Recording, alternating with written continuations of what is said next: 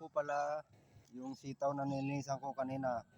Yung nilinisan ko kanina sa part 2. Ito na po yung nalinisan ko. Papakita ko po sa inyo yung mga nalinisan kong sitawan kaninang umaga sa araw ng linggo.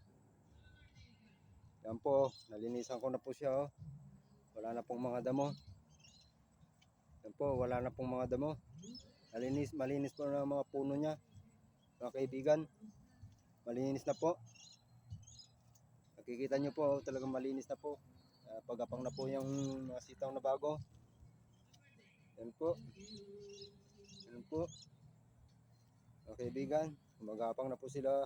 Mga kaibigan, po ang akin nilinis na sitawang kanina sa part 1 at saka part 2.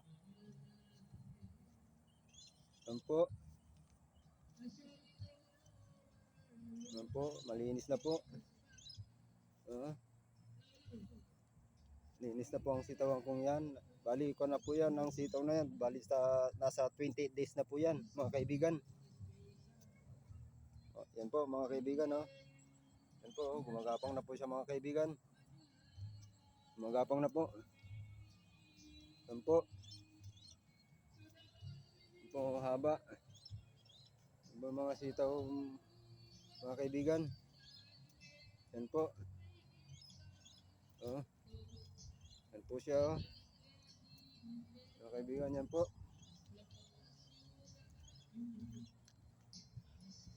Po mga kaibigan, ang ating sitawan na nilinisan kanina.